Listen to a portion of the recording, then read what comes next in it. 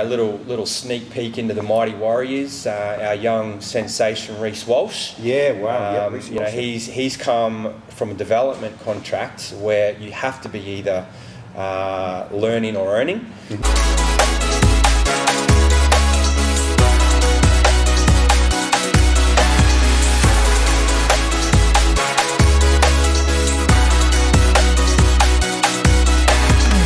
Hi guys, Rodney here from Division 1 Performance in Capalaba.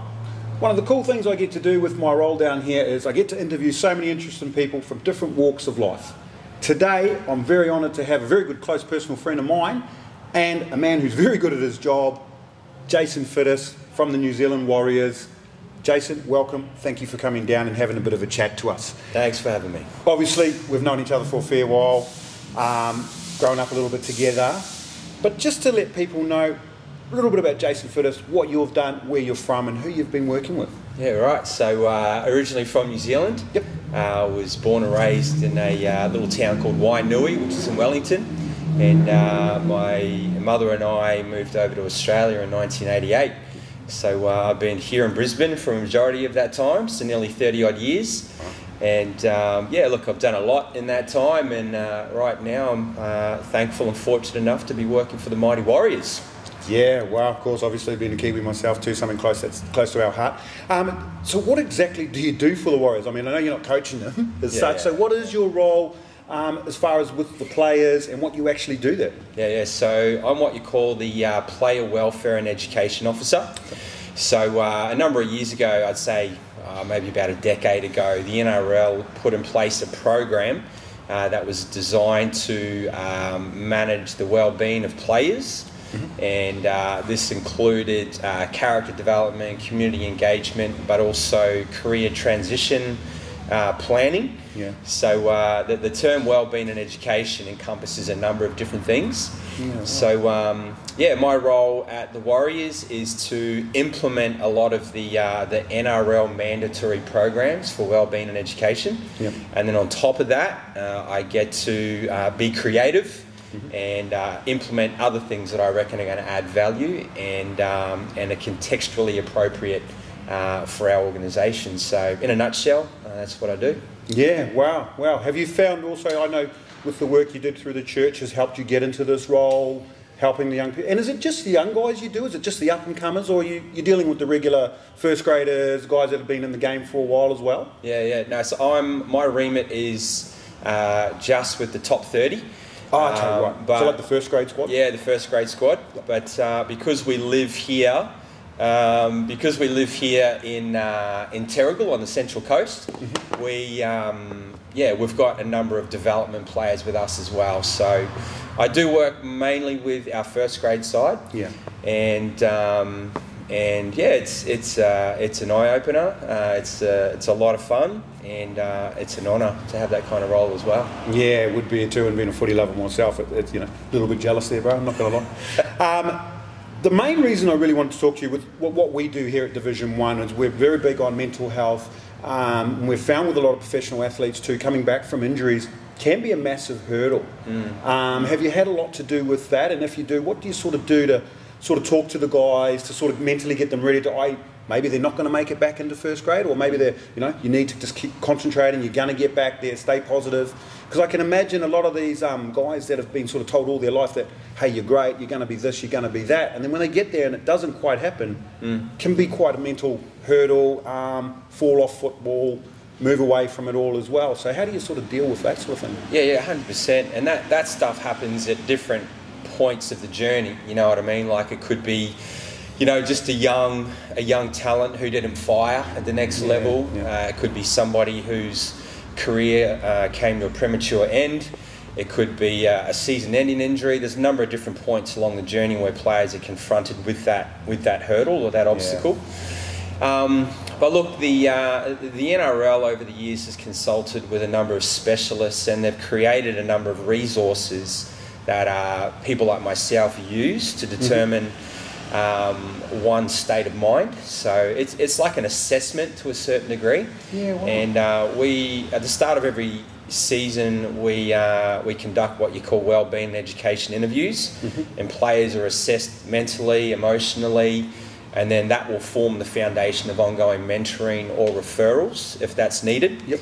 And essentially those assessment tools, they'll be used at other times throughout the year. So if we do have a player who has copped a significant injury and they're going to be out for a long period of time, I will use some of these tools that are provided by the NRL and the specialists, and it will just be a matter of having a starting point, doing the assessment, regular check-ins. They could be each day, every couple of days, whatever it might be, depending on the individual, because everybody has different resilience levels. Yeah. Everybody's different in that way, everyone's different. So we've got professionally established tools, ongoing follow-up. Those are essentially the main things that we have in place when we're dealing with players who have hit an unexpected challenge in their football career. Yeah. And there's a few other little things on the side as well.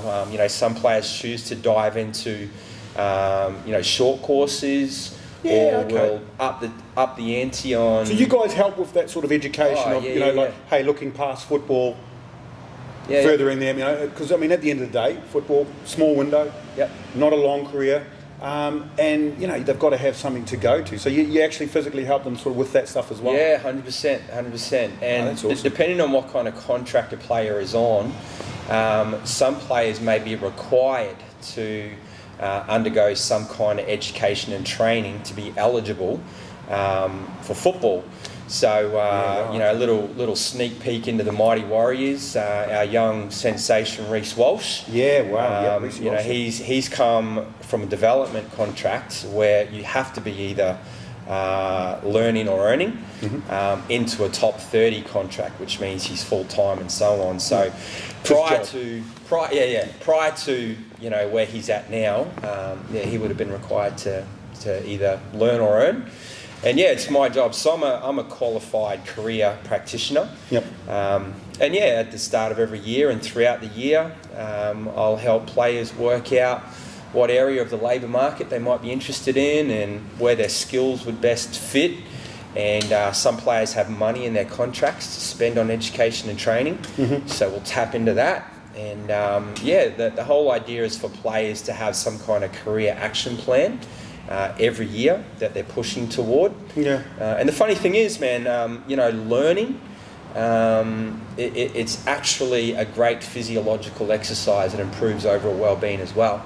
So if someone who was down in the dumps wanted to see a counsellor or a psychologist or whatever, one of the first basic good mental health practices I'd be encouraged to do is to read or to learn, because when you do so, it just fires up activity in the brain. Yeah, I get it. It's a lot like training too, with releasing endorphins and what have you. So, feeling good about yourself and that as well. Yeah. And I think that's the thing with a lot of people out there too, that they see these footballers on television, they think they're living this glamorous life, it's all good, it's all beer and skittles sort of thing. But they don't really realise there is a life after football, and these guys have got to still continue on to have families and be able to work and what have you as well. And I'm not sure if the numbers are the same today, because I haven't looked at these stats for about a year or so, but the last I heard, I think the average number of games for an NRL player is about 60, which isn't a lot. No, it's not. And if you can play 100 plus, 200 plus, you're in the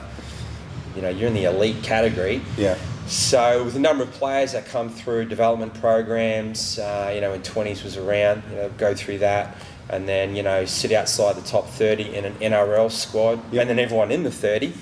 There's a lot of players across the country who may or may not make it.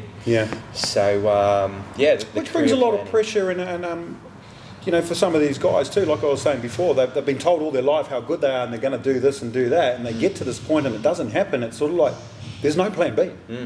And so that's awesome to hear that the NRL have actually put the steps in place to help these guys move on from football and actually, like you say, get a bit of an education so they can still go out, work, what have you, and all that.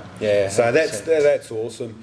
Hey, look, Jace, I know we've been a little bit cut for time today, but Mate, awesome to have you come down here, explain a little bit about what you do and how important it is in the NRL. I'm guessing most of the clubs have the same sort of system in. Yeah. I mean, I know you were at the Broncos for a little while there as well too, so that's awesome. And it was something that for us too down here at Division 1 we were interested in, being on the mental health side of things, and the well-being, because we see it with some of the professional fighters and what have you as well too. So awesome. Thank you, my brother. No worries, my brother. That's it, guys. Hope you enjoyed the interview. Keep tuning in. We will be doing some more interviews, different people, different walks of life again. Really thank you all for watching. Stay tuned, and thank you from Division 1 Performance.